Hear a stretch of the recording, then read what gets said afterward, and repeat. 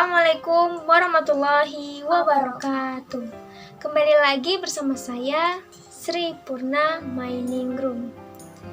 Nah, pada video kali ini saya akan mencoba mengkritik karya sastra yang sedang dibicarakan di laman Facebook.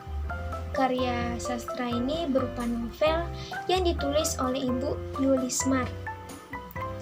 Karena ramai diminati oleh pengguna Facebook lainnya, Ibu Yulismar pun memberanikan diri untuk menerbitkan karyanya yang berjudul Jangan Takut Jatuh Cinta.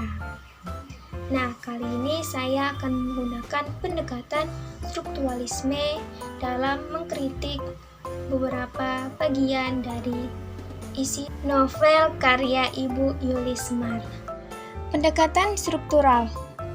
Pendekatan ini memandang dan memahami karya sastra dari segi struktur karya sastra itu sendiri.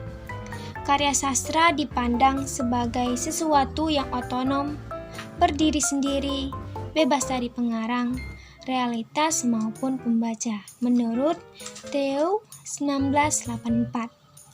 Dalam penerapannya, pendekatan ini memahami karya sastra secara close reading, atau mengkaji tanpa melihat pengarang dan hubungan dengan realitasnya.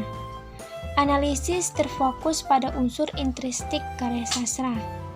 Dalam hal ini, setiap unsur dianalisis dalam hubungannya dengan unsur yang lain.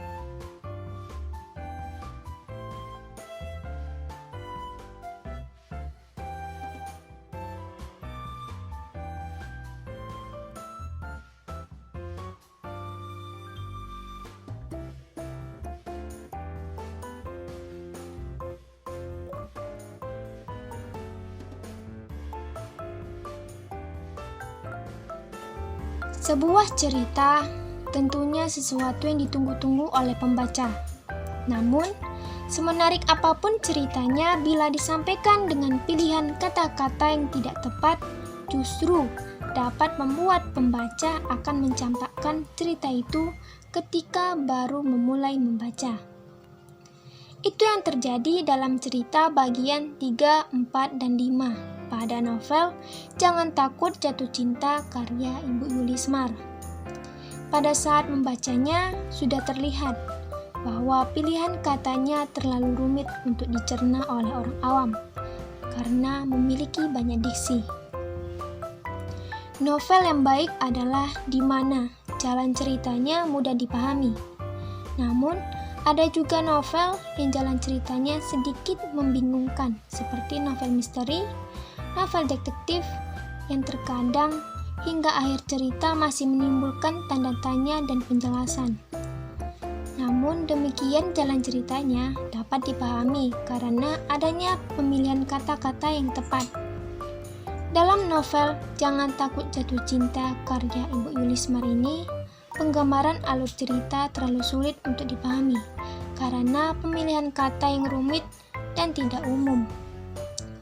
Kita sebagai pembaca menginginkan kepuasan dalam membaca suatu karya, bukan malah membuat kita mengkerutkan kening karena berusaha keras untuk memahami kata-kata dalam jalan ceritanya.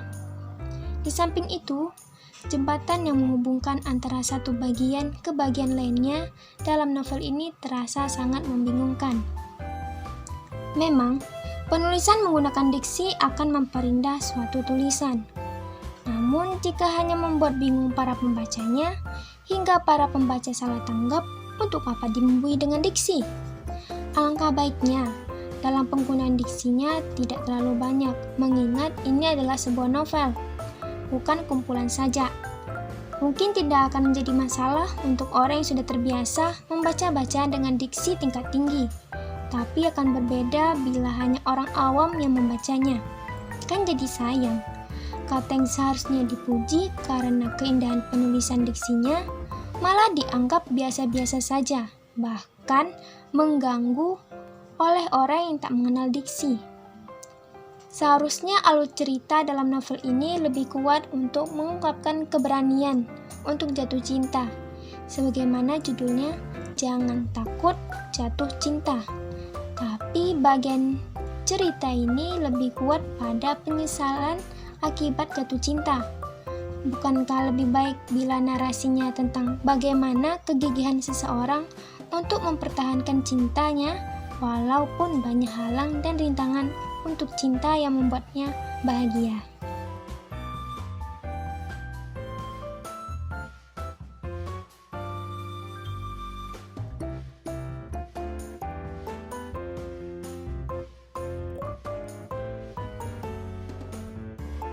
Mungkin hanya ini yang dapat saya sampaikan dari hasil kritik yang saya buat.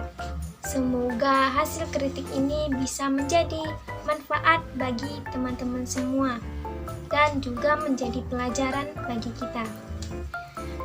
Sekian dari saya. Wassalamualaikum warahmatullahi wabarakatuh. Sampai jumpa di video saya selanjutnya. Wassalamualaikum.